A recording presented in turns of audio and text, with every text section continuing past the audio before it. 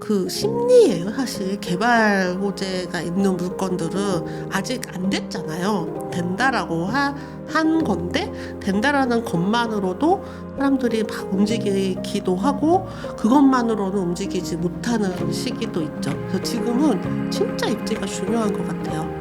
그리고 시간만 충분하다면 저가 매수가 충분히 가능하다고 봅니다.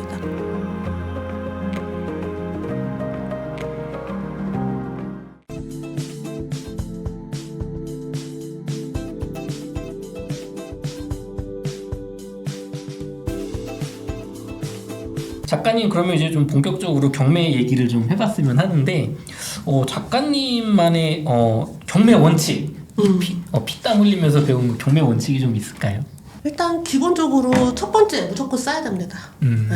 싸지 않으면 의미가 없다. 그래서 한창 이제 부동산 시장 화랑기에는 저도 그렇고 우리 멤버님들도 낙찰을 잘 못 받았어요. 싸게 낙찰받기가 진짜 힘들었거든요. 싸지 않으면 의미가 없다. 그리고 점유자의 상태를 확인하는 것도 굉장히 중요합니다. 일단 저는 명도를 꽤 부드럽게 잘 하는 편인데요. 그럼에도 불구하고 말이 안 통하는 사람들이 있어요. 정신이 온전치 않으시다거나 아니면 뭐 너무 상태가 안 좋으시다거나 뭐 건강이 너무 안 좋으시다거나 이런 분들을 명도하기가 참 힘들거든요. 그래서 점유자의 상태도 꼭 확인을 하는 편이에요. 소송을 그리 좋아하지 않습니다, 저는. 소송 좋아하시는 분들은 소송을 할 만한 물건들을 많이 하시는데요. 제가 애가 셋이잖아요. 맨날 뭐가 일이 있어요. 일이 없어도 일단 밥 해주고 이런 것만 해도 일이거든요. 그래서 법원을 입찰하고 낙찰받고 다니는 건 괜찮은데 소송하러 다니는 걸 좋아하지 않아요. 그래서 소송을 안 하는 물건들로 주로 하고 있는데 막내가 다 컸어요.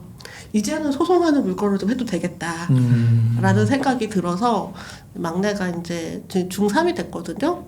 그래서 제가 몇 년을 했는지 카운트하기가 되게 쉬워요. 근데 얘가 좀 더 거의 다 컸으니까 이제 소송하는 물건도 해도 되겠다라는 생각이 들어요. 그러니까 나의 형편에 맞춰서 하는 거죠. 그리고 또 하나는 투자용 물건은 실수요자들을 좀 피하는 편이에요. 실수요자들하고는 싸워서 이길 수가 없어요. 경매 물건을 통해서 들어간다는 건가요? 예. 그러니까 실수요자들이 좋아하는 물건은 투자용으로는 좋은 낙찰을 받기가 어렵습니다. 그래서 이제 투자 물건을 선택을 한다면 실수요자들이 원하는 대단지 아파트의 로얄층은 좀 피하는 편입니다. 그렇군요. 그런 분들은 조금 비싸게 주고서라도 쓰기 때문에 그런 건가요? 네. 단돈 1,000만 원, 2,000만 원이라도 싸면 그분들 만족하시거든요. 그래서 투자자들이 이기기가 매우 어려워요. 그렇군요. 네. 그러니까 대표님 같은 경우는 여기 대단지 아파트고 좋지만 주변 시세 봤을 때 뭐 한 1억은 싸야지 라고 하는데 이분들은 뭐 한 2, 3천 싸고 그냥 거의 금매가 정도 써버린다는 거죠. 맞아요. 그러면 반대로 실수요자들이 싫어하는 물건을 싸게 잘 받을 수 있다는 얘기인데 그렇습니다. 그런 물건은 뭔가요, 그럼? 그러니까 예를 들면 같은 단지 안에 물건이 3개가 나왔어요. 하나는 뭐 9층이고 하나는 13층이고 하나는 3층이에요. 그럼 실수요자들은 뭘 선택할까요? 9층 높은 거. 그렇죠. 그러면 3층을 선택하죠, 저는. 뭐 2층 이런 거. 네. 아니면 뭐 서북향. 조금 모자라는 애들을 싸게 낙찰 받기가 좀 더 쉬워요. 물론 이제 독보적인 물건들 있잖아요. 뭐 10억, 20억 이상 되는 물건들이라면 가격이 중요하지 않은 물건들도 있잖아요. 그런 거를 저는 이제 그런 걸 중요하게 생각하지만 어떤 분들은 난 이 아파트가 꼭 필요해. 그리고 뭐 실수요자보다는 얘를 좀 사놓으면 돈 될 것 같아. 그래서 이 아파트를 꼭 갖고 싶어라고 하는 경우에는 뭐 투자라도 조금 실수요자랑 비슷하게 그 높은 가격으로 낙찰 받으시는 분들도 계시죠. 사실은 이게 목표가 되게 중요해요. 근데 돈을 언제 벌 것인가? 2년 후에 벌 것인가? 10년 있다 벌 것인가? 아니면 매달 받을 것인가에 따라서 물건이 매우 달라집니다. 그래서 어떤 물건을 원하시는지 저희 멤버님들한테 많이 여쭤보고요. 저는 이제 실수요자가 아니기 때문에 예, 그런 물건들은 좀 피하고 있는 편이죠. 아, 그렇군요. 그러면은 작가님 책에서 나는 돈이 없어도 경매를 한다 3부 5장을 보면은 이것만 알면 된다 쉬운 경매 7단계가 참 인상적이었는데요. 시청자분들께 간략하게 한번 뭐 짚어주실 수 있을까요? 7단계. 이제 원래 그 나동경 초판에는 6단계였어요. 그런데 이제 인테리어를 추가해서 이번에 7단계가 됐습니다. 먼저 제일 중요한 건 1단계 어떤 물건 할 건지를 결정을 해야 돼요. 아까 제가 이제 거의 2만 개 가까이 물건이 있다고 했잖아요. 거기서 물건을 찾아야 되는데 정말 많거든요. 그래서 저는 일주일에 한 번씩 한 2,000에서 3,000개 물건을 봐요. 근데 제가 그만큼 보는데도 한 반나절은 걸리거든요. 네.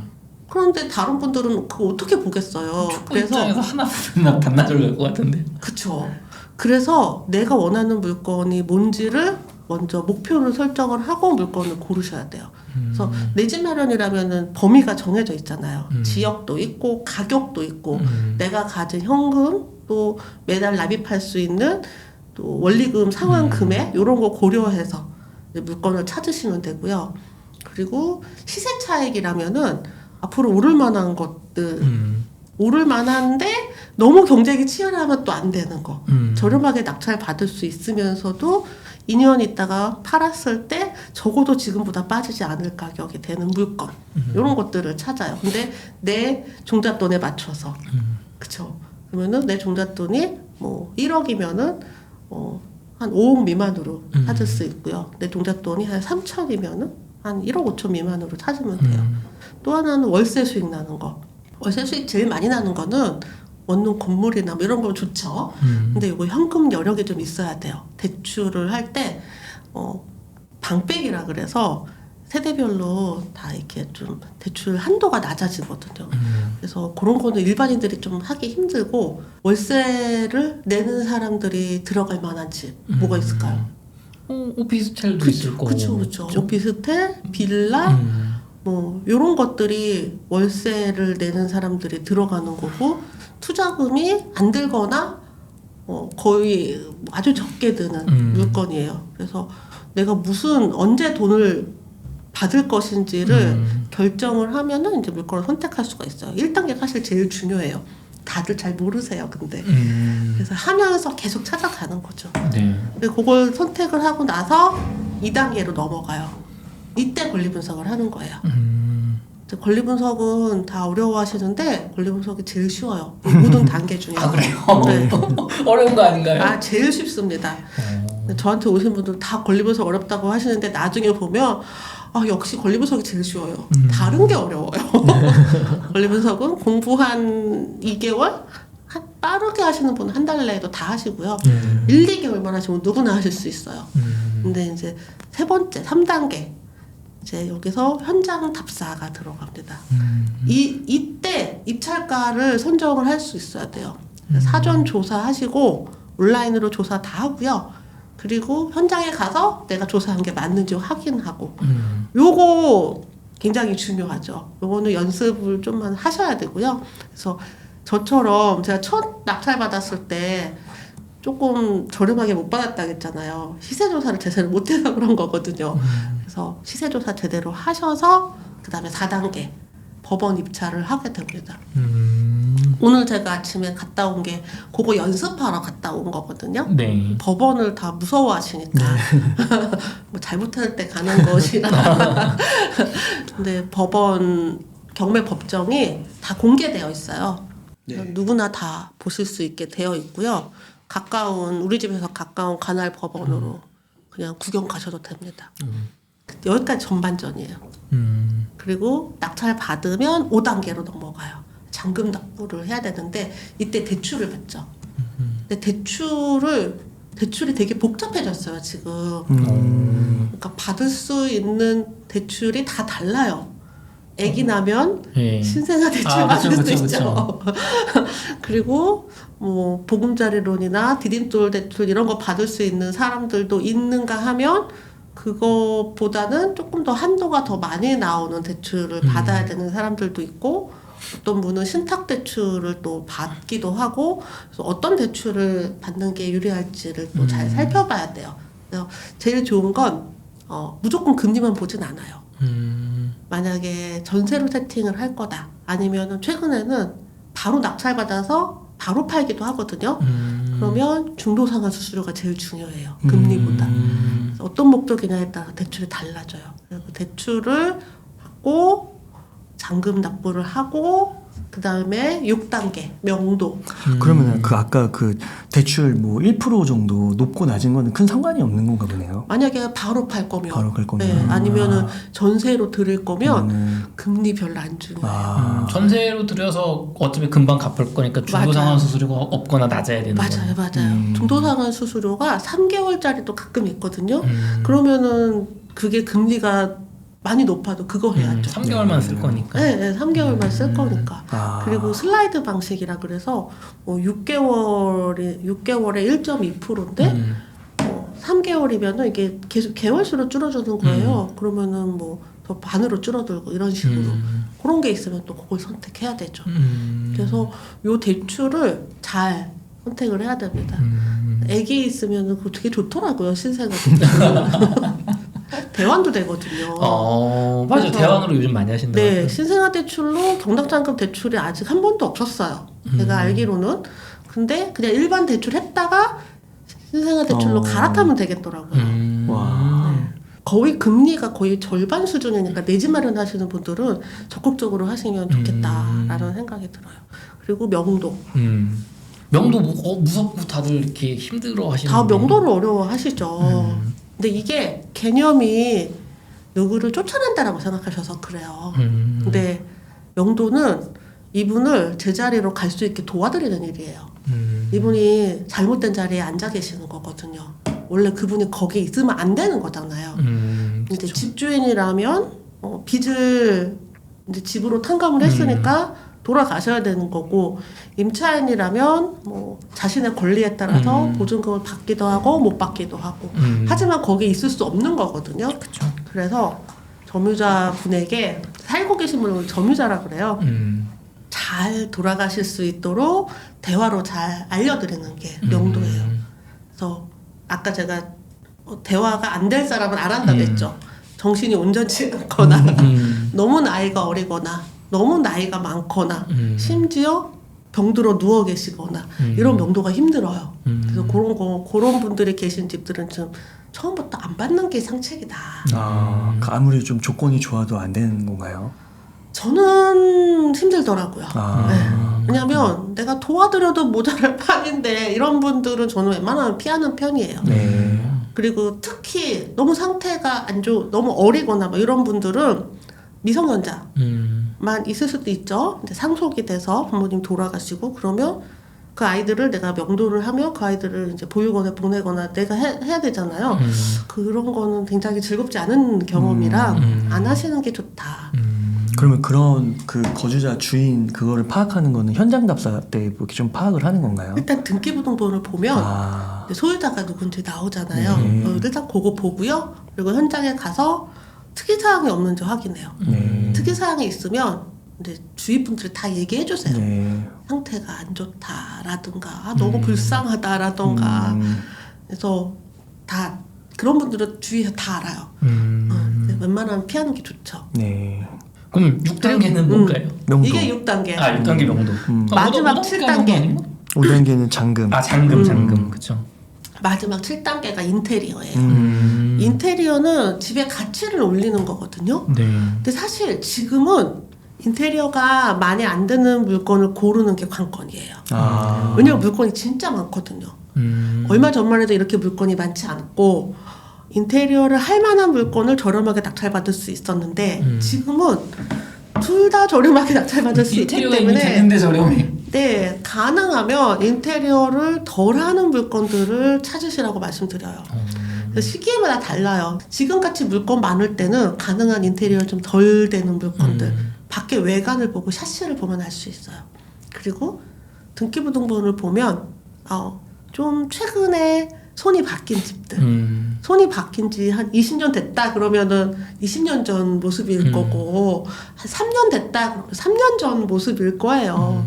그래서 최근에 손이 바뀐 집들은 그래도 좀 인테리어가 되어 있는 경우가 많습니다. 그리고 임차인이 들어온 지 얼마 안 됐는데, 물론 이제 대항력 이런 거 없다 치고, 근데 그 임차인의 이런 그 보증금 크기가 너무 작지 않은지, 그러면은 좀 인테리어를 하고 임대를 놓거든요. 이런 거 보고 먼저 판단을 하죠. 그리고 현장 가서 한 번 더 외관으로 판단하고요. 실내는 보지 않습니다. 네, 그래요. 실내 보지 않아요. 그래서 인테리어는 웬만하면 안 드는 집을 고르는 게 첫 번째. 그리고 드는 집을 골랐다 하더라도 예상을 할 수 있어야 되죠. 이 집은 인테리어비가 한 1,500 안쪽으로 들겠다. 이거를 처음부터 정하고 들어가는 거예요. 그래서 웬만하면 그 금액을 넘으면 안 돼요. 우리가 수익을 내기 위해서 하는 거니까 우리 집 하듯이 하지 않아요. 임대용은 다릅니다. 네, 저렴한 자재를 써서 최대한 아름답게 보이려고 하는 거고요. 그리고 또 마지막에 임대나 매매를 잘 하려면 집안이 가능한 환한 게 좋아요. 그래서 다른 거 못해도 조명 같은 거 좀 환하게 바꾸고요. 요런 거 하나씩 놓으면 좋죠. 이렇게 크지 않아도 괜찮아요. 만약에 창틀이 너무 낡거나 하면은 커튼을 달면 가려집니다. 조명을 바꾸기 너무 힘들면 스탠드를 놓기도 하고요. 그리고 현관 앞에 발깔개를 하면 또 분위기가 또 달라져요. 그래서 그런 디테일들을 놔야 딱 들어오시는 매수자나 아니면은 이제 임차인들이 이 집 좋다 이 느낌 들 수 있게 또 향기 같은 것도 좀 놔두고 확실히 효과가 있어요. 그래서 가능하면은 레몬향 이런 거 현관 앞에 놔두고 이렇게 해서 매도하거나 임대하거나 합니다.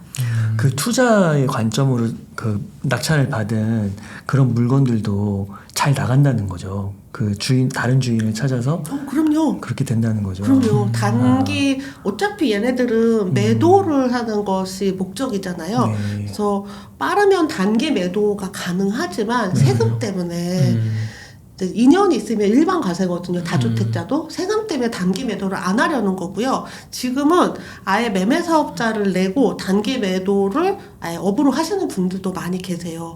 그러니 우리는 그 번거로운 과정들, 그러니까 명도라는 그 번거로운 과정들을 우리가 대신 해주는 인건비다라고 생각을 하고 다음 투자자들이나 아니면 다음 매수자들한테 넘기는 거죠.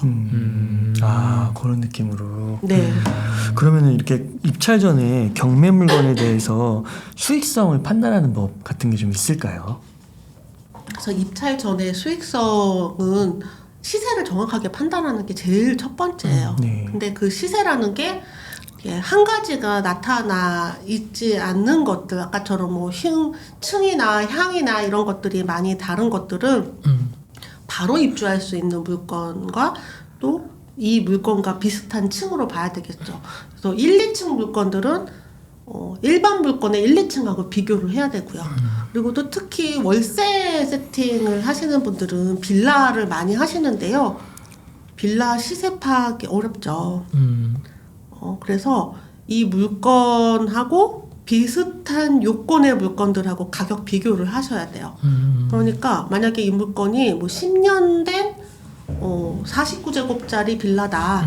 그러면 인근에 10년 된 49짜리 빌라들이 얼마의 전월세가 나가고 있는지를 보고서 이 물건의 가치 판단을 하고 수익을 이제 판단을 하는 거죠. 그래서 목적을 정하잖아요, 우리가. 단계 매도할 건지, 월세를 세팅을 할 건지, 전세를 세팅할 건지, 그 목적에 따라서 이미 처음부터 수익률 계산을 다 하고, 이 물건은 월세 세팅이 적합하겠다라고 하면서 이제 계산 금액을 넘지 않는 한도 내에서 입찰가를 정하죠.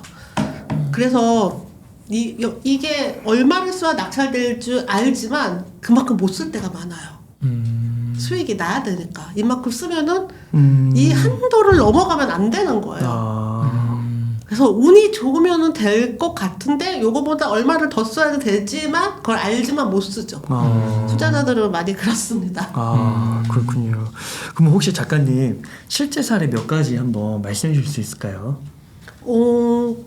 최근에 이제 전세 사기 사건 물건들이 굉장히 많잖아요. 네.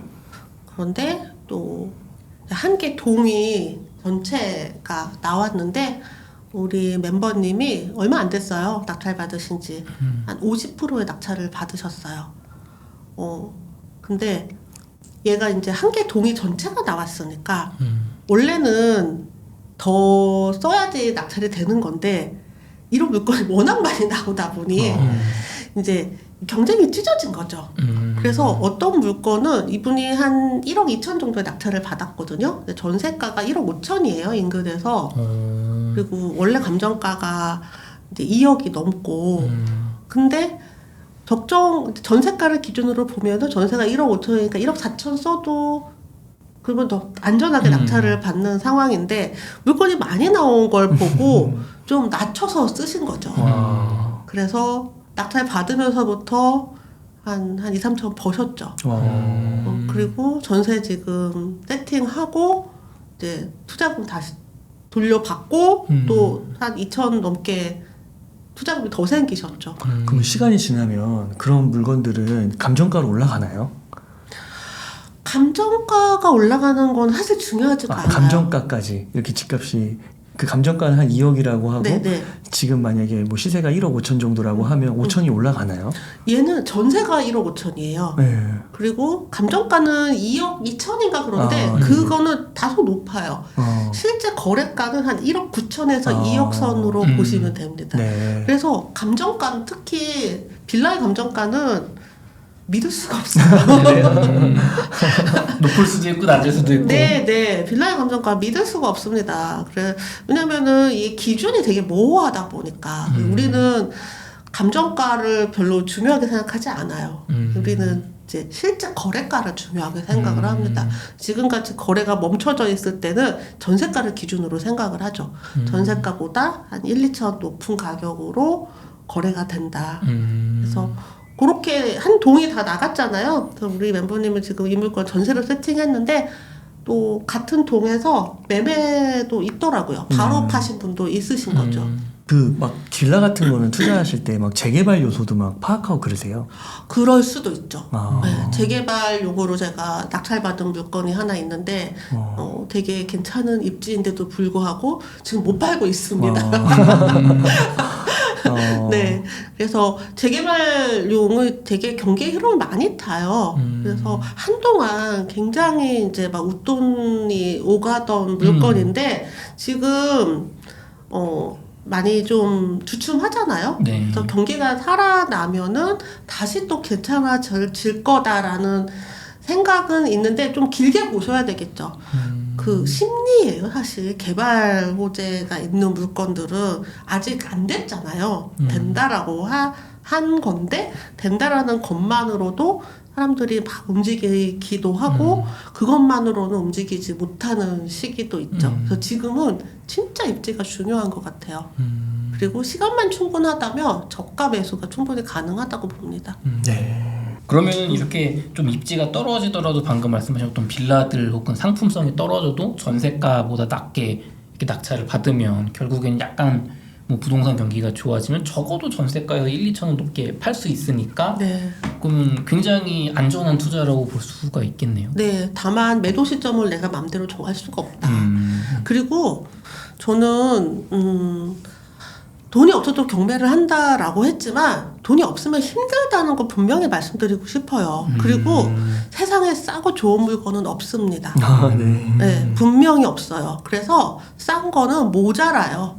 그리고 모자란 만큼 여러 가지 일들이 있죠. 애가 좀 오래되다 보니까 오래된 애들은 뭐 수리도 해줘야 되고 임차인한테 뭐 전화도 더 자주 올 수도 있고 그래서 가능하면 더 이렇게 투자금이 더 있으면 더 좋은 물건을 하셔라 라고 말씀을 드리는데 왜 돈이 없어도 할 수 있냐라고 했냐면 돈이 없어도 할 수 있다는 거를 말씀드리고 싶은 거예요. 뭐 저희 아들이 1,000만 원으로 경매를 한 이야기를 지난번에 책으로 냈는데 700만 원으로 했거든요. 할 수 있죠. 근데 그만큼 품이 많이 드는 건 사실이에요. 그거는 알고 계셔야 돼요. 그래서 나는 하나도 고생 안 하고 돈 없이 대박을 내겠다? 세상에 그런 건 없습니다. 네.